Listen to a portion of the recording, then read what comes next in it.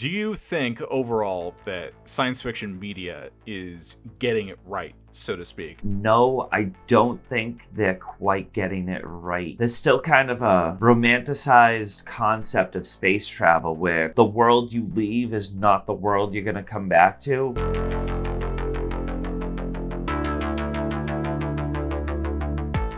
Welcome to the Science Get Podcast, a show where we tackle a wide gambit of science topics, including breaking science news, science as it's seen in media, and where we'll be interviewing the scientists behind the papers we research for our regular YouTube videos. I'm joined by local Boston man in bucket hat and co-writer on the channel, James Fitzpatrick. What up? James, today we're talking about time dilation, otherwise known as the theory of special relativity, and how it's portrayed in science fiction media. I know you've got a lot to say about this, as well as so do I.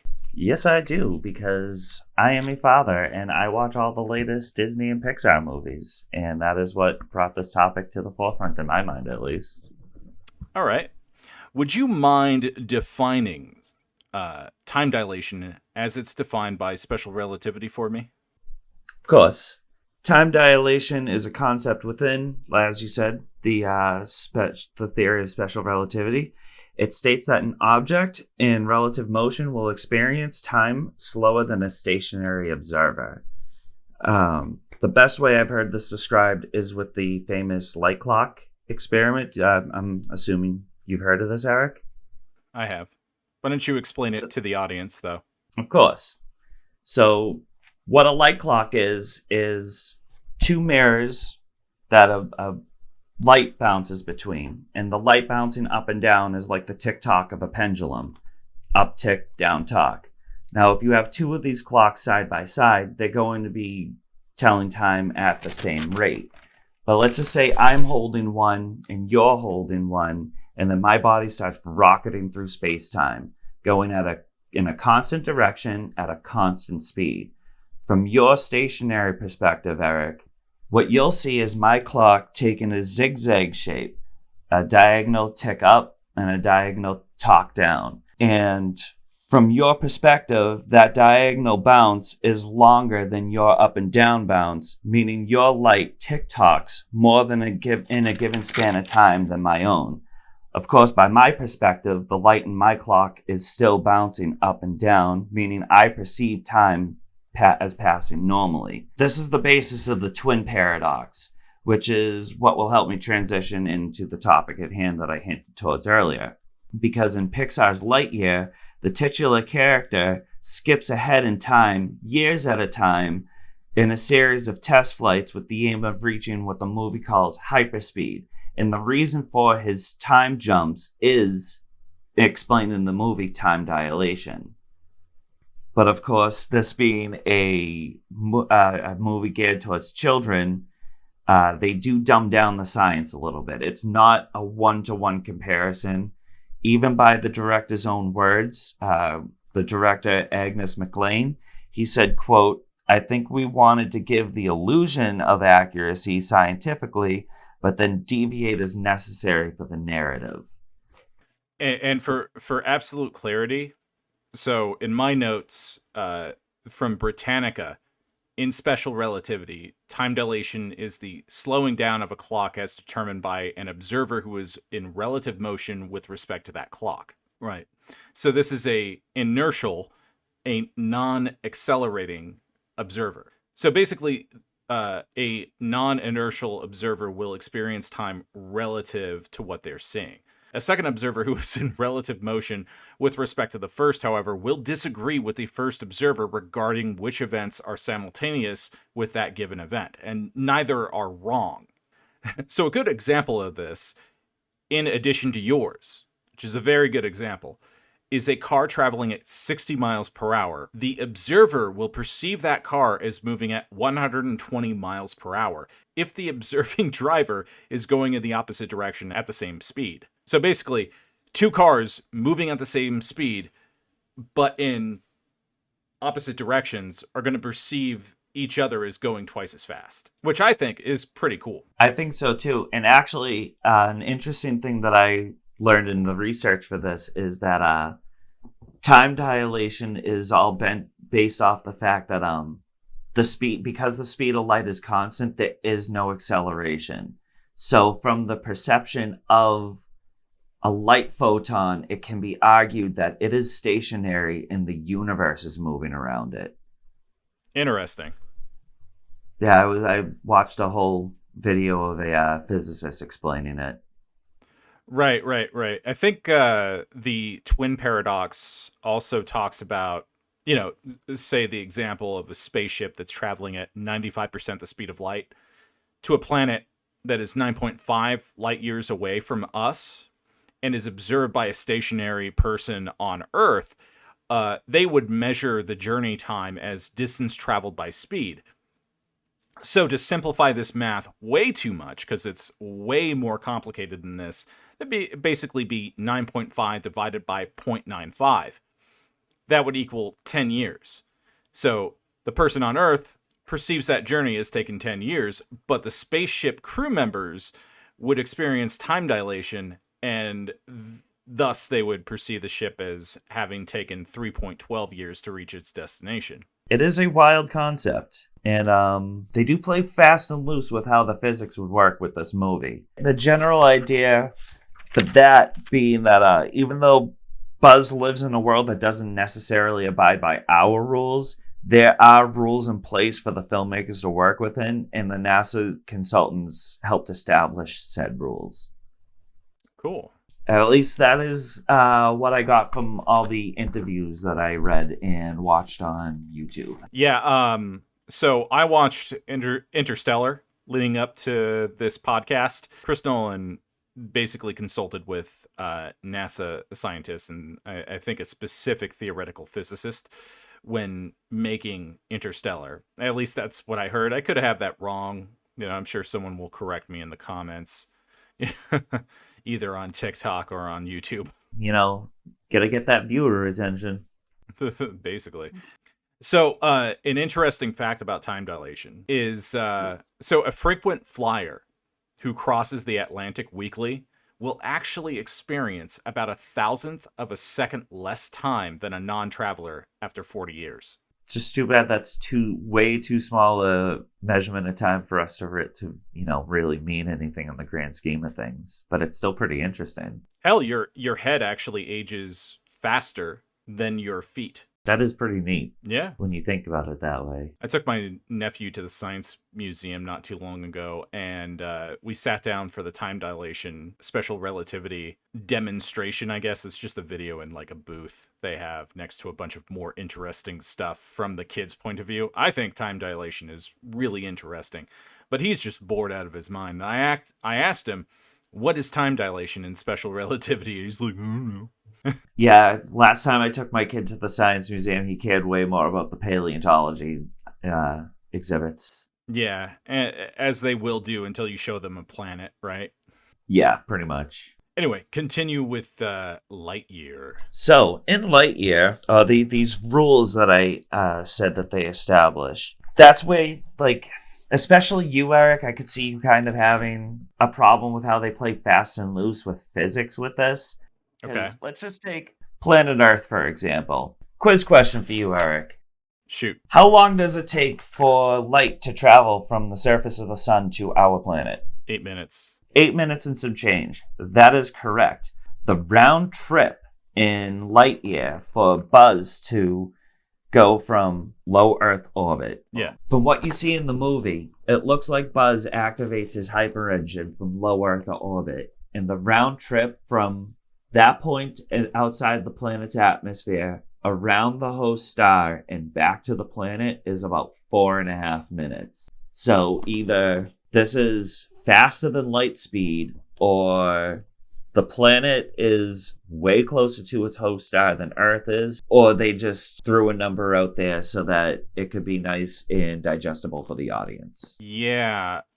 So this isn't Earth we're talking about. I haven't seen Lightyear, so this is all spoilers, I guess. I don't really care. Yeah, I guess I'm not giving away any of the ending. The ending would really piss you off. I'm just going into the first act, how time dilation is introduced to the audience and how it sets up the premise for the rest of the movie. What kind of star is this planet orbiting? It does look like our star. It looks like a yellow star. It's Mm. they call it Alpha Tucani, and the planet is called Alpha Prime. Wouldn't it be Alpha Tucani Prime? And actually, if we're going based off of how we name exoplanets right now, it would be Alpha Tucani B, A, B, C, D, E, F, G, you know. Yeah, depending on its placement from the host star. Right.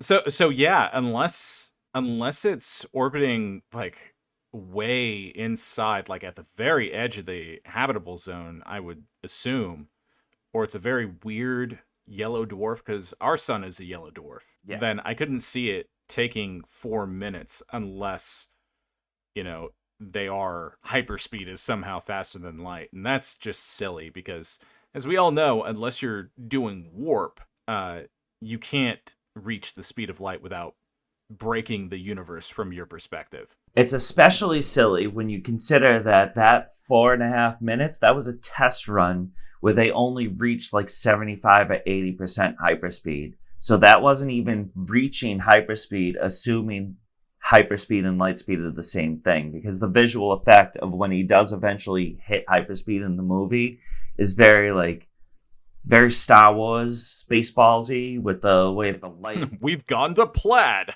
Yo, Buzz goes plaid. That's a better movie. Let's talk about Spaceballs. Let's talk about Spaceballs. Yeah, I've heard not great things about Lightyear. I've heard good things about it too, but you're not giving me much confidence, at least in the science of it. It's not my favorite of the more recent Pixar movies, but it did surprise me with how much I enjoyed it. Okay. Despite the scientific inaccuracies. So I mentioned earlier that I watched Interstellar. Yes. That is a long movie. And Yes. I've got issues with Interstellar, but not with its depiction of time dilation. I have narrative issues and issues that I have with Chris Nolan as a filmmaker and writer more than anything else. But actually, it's really accurate to how time dilation would work in real life. When it comes to Christopher Nolan, that kind of doesn't surprise me. He's pretty good like that. In Interstellar, I'm sure you remember, they travel to this planet, one of 3 that they need to investigate, and they have the clock is ticking, and you really feel time is a resource in this movie. And I found those sequences to be way more compelling than anything leading up to it. So they find a planet that is orbiting a large black hole, and they're right on the edge of where the time dilation is going to be the worst. So they have to enter this gravitational field, land on this planet, and determine whether or not it's viable for life. Because Earth is dying, the human race is dying, and it's full of science deniers, too. People who think the moon landing didn't happen. Spoilers, it did, and if you don't think so, I don't know. You're not going to like this podcast, I guess. And basically, something bad happens on this planet, and it causes the characters to experience a huge amount of time loss. So basically, for the couple of hours that they're stranded on the planet, although it felt like minutes to me at the time of watching, it was just like, oh, that didn't seem like a big deal at all. You guys were only supposed to be down there, what, an hour? Because an hour was supposed to translate to 7 years, but something happens, and correct me if I'm wrong, they get stranded for a few hours, and 27 years actually end up passing on Earth. Something like that. I honestly haven't watched it since my son was born. That's how old that movie is. I mean, yeah, it's from like 2015 or something, I think. 14. 2014? Oh, I was Yeah, close. You just looked it up. I did look it up. So I find this interesting because one thing that was really cool about this planet is that because it's orbiting a black hole and the gravity is so strong, it causes extreme tides. You're seeing these massive tsunami waves, basically, which is not how the waves would look. Because, when we perceive tides on Earth, they are not waves in actuality. They're bulges around the planet as its centrifugal force. The act of the moon orbiting the planet causes bulges on either side of the planet. And so this is happening on this other planet, but it's much more pronounced, much more extreme. So Chris Nolan basically interprets this as massive tsunamis, but they wouldn't be like that in actuality. They wouldn't look like mountains on the horizon, I don't think. Or maybe they would. I don't know. But Neil deGrasse Tyson does not think so. So I'm going to go with him on that one. But this leads to my next point. The Tesseract scenes make no sense at the end of that movie. So future humans built a device, a machine inside a black hole to save humanity, to allow humanity to migrate to this new planet. What? Yeah, exactly. Like, you're gonna have to explain to me the concept of building inside. Like, we never see these humans. They're just a concept, you know. So we have no idea who built this tesseract inside a black hole. For one, if Matthew McConaughey really fell into a black hole, there's no getting out of that. It's not like a wormhole. But basically, you know, we don't know what's inside of a black hole, so that's okay. Go nuts. Imagine whatever you want. What I will say is I really like how they portrayed the wormhole. Mm-hmm. Yeah, that was a cool scene. Yeah, imagining it as spherical in our dimension. That was cool. But you know what doesn't ever incorporate time dilation as a series? What doesn't? Star Wars. I give Star Wars a massive pass because it's a fantasy story with a space setting. Oh, no. It's still science fiction. I mean, there are degrees of science fiction, but you're also dealing with space wizards and laser swords. Well, you know, a lot of science fiction has telepathy and other pseudoscientific things, too. So you could say the same thing about those. Or telekinesis. Those are not scientific by... like, there's no proof that people have telekinesis. Touché. Ah, yeah. I mean, I've told people that, too. So I'm equally guilty of saying... Star Wars is is science fantasy, not science fiction, but it is science fiction. In Star Wars, characters will talk about light speed, and actually this is slang in their universe, I've come to find out, for hyperspace. Hyperspace really isn't a thing in our reality, at least as far as what I know, and it's not really compatible with our understanding of the universe right now. So, hyperdrives allow ships in the Star Wars universe to travel hundreds of times faster than the speed of light, allowing ships to travel across the galaxy in a few days. But there's no real mechanism that's ever discussed. How does it do this? It's not like warp in Star Trek, because warp is actually a real thing that we're starting to develop right now. So, the Alcubierre warp drive, hopefully I didn't butcher that, would create a bubble of flat space-time around a spaceship, a hypothetical spaceship. This would basically curve space-time around that bubble to reduce the distance between points. One of the best ways that I've ever heard this described is it's contracting space-time in front of the ship and expanding it behind it. That's how I've always heard it too. Right. Yeah, I always thought that was a neat concept. So in Star Trek, they can get around time dilation to a certain extent by using warp. Except when we're talking about gravitational fields. It used to be called a black hole, but it's no longer called a black hole in Star Trek, right? But, you know, there are other objects with immense gravitational fields out there. You know, stars have their own space-time, right? Their own gravitational fields that would affect time dilation to a certain extent. Blue supergiants. What is the time dilation around those? So any time that you spend in another system would have an effect for time dilation. I don't think that's ever really talked about, and I've watched a lot of Star Trek in my day. Can you remember a single instance in Star Trek where time dilation was important? No, not offhand. Mind you, I guarantee I haven't watched near as much as you. No, in all the next gen classic or deep space that I've watched, no, I've never seen it be a really prevalent point. Have you ever heard of Sean Williams? As a Star Wars fan, I'm sure you have. He's very popular with fans of Star Wars because he wrote a lot of books in that universe in the early 2000s. So he has a series called Astropolis. In fact, I've got one of the books on my back shelf. So this guy, hold it up for the camera for everyone to see. I don't have the first book on me. I have it on Audible, and I was starting to listen to it, and then I got distracted because I was supposed to be writing. Essentially, in Astropolis, characters basically hard cast into new bodies. They're like basically android bodies, but they're still human, I guess. They basically send information, their consciousness, across the void, and it factors in the time dilation, or at least the long periods of time this would last. The three books, they span hundreds of thousands of years from what I remember. That almost sounds like the same concept of how from John Carter from Mars, because Really?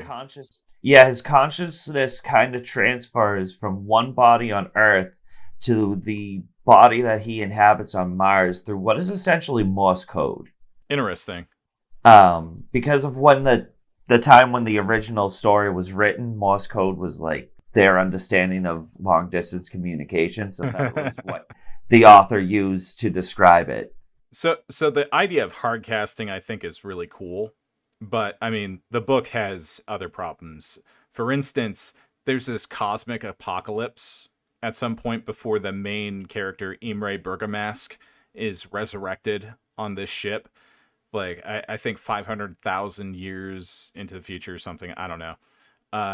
But this huge galactic civilization, these aliens that were basically a type 3 civilization or higher, a single transmitter dies, breaks, and it sets them back to the galactic Stone Age. You know how violent space is, how often we see the sun just expel volatile material, or, you know, how many galaxies are out there that have active supermassive black holes? A lot.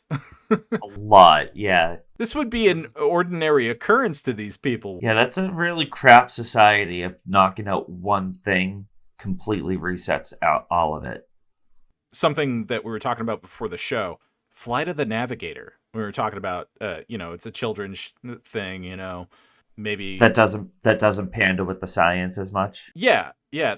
I mean, it is a Disney film, but it features time dilation pretty prominently and accurately in the first 80% of the film, I guess. So this ship flies the main character. I think his name is David, at relativistic speeds. So when he comes back to Earth, 8 years have passed, right? When to him, only 1 or 2 hours have passed. So that's pretty accurate, surprisingly. I mean, how is it that, God, when was Flight of the Navigator made? 1986. It's got Pee Wee Herman. Oh, wow. I haven't seen it since I was a kid. So I pretty much live on IMDb, so anytime we talk about a movie, I'm already looking it up. That's good, so I don't have to. That's your unofficial job description right now, James. Hey, you know what? If I have pop culture expert or something to that line of my something to that degree in my title, I am okay with that because I live it. So, Close Encounters of the Third Kind. You've seen that, right? Of course, classic Spielberg. Classic movie. This means something. Any chance that I can get since my wife and I watch that together, and I have potatoes on my plate, I'll start doing that. Classic. Actually, the abductees, when they're returned to Earth, they've been gone for decades, but they don't look any older. So that's another good example of time dilation. There's another book series that does time dilation quite well, penned by a somewhat controversial author, Ender's Game. Oh, yes, Ender's Game, yes. Ender's Game, Xenocide, and Speaker for the Dead. We don't talk about the fourth book, because that book is awful. But Ender's Game and its sequels deal with time dilation quite accurately. When Ender leaves his sister on a planet, if I remember correctly, by the way, spoilers, if you want to read these books, they're ancient, so... Yeah, spoilers for a series that's old as dirt.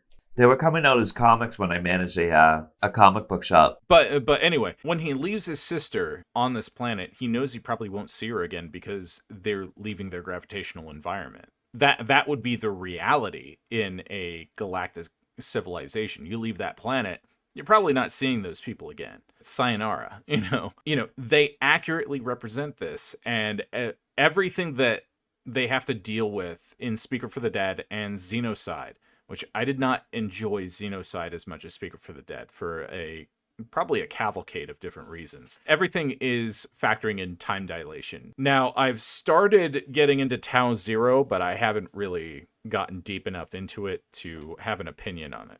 I know we've got some Paul Anderson fans on the channel, though, so I figured I should stop sleeping on his stuff. But in regards to time dilation, do you think overall that science fiction media is getting it right, so to speak? We've talked a lot about a lot of different properties that use time dilation, some better than others.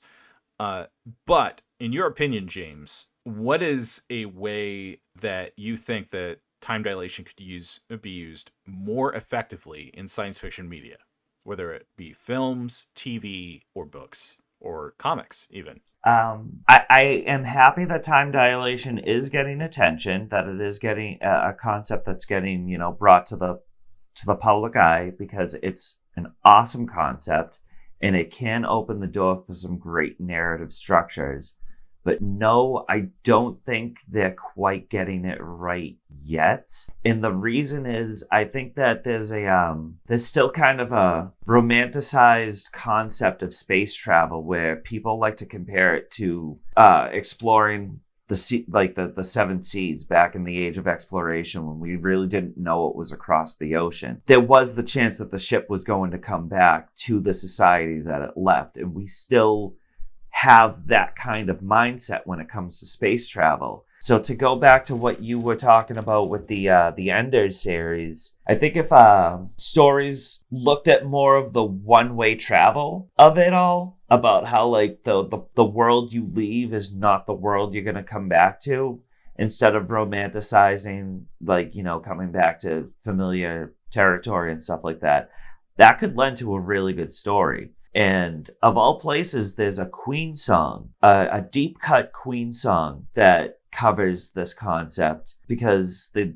guitarist Brian May is a physicist. He's actually Dr. Brian May. It's a song off the album Night at the Opera. It's called Year of 39. It's one of my favorite Queen songs. Highly suggest it, especially because of the lyrical content. It's very good, and it just picks a story with time dilation better than almost anything we've described today. Who doesn't love Queen? Who doesn't love Queen? They're right. Fantastic. And Night at the Opera is the album that had Bohemian Rhapsody. So I discovered this song because of a song that everyone else knows. And it's fantastic. I highly suggest it. So, but bottom line, no, I don't think anything's got it right. And I think we need to lean into the actual, what the concept actually is of traveling through space, and how long it would take, and the time that would really would pass when traveling from star system to star system. Yeah, barring warp, and really warp can sometimes be treated like a shortcut, or hey, we don't have to worry about this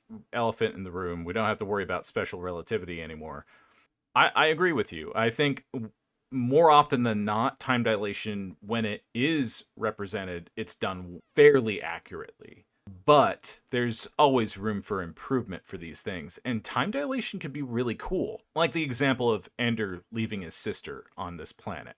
That's an emotionally heartbreaking thing, but he has to do it for himself. That's a big deal. If you treated that moment like a big moment in a character's life, rather than we're leaving system right now, we're going to go to warp 8 and we'll be back next Tuesday, I think there's some really interesting storytelling opportunities there.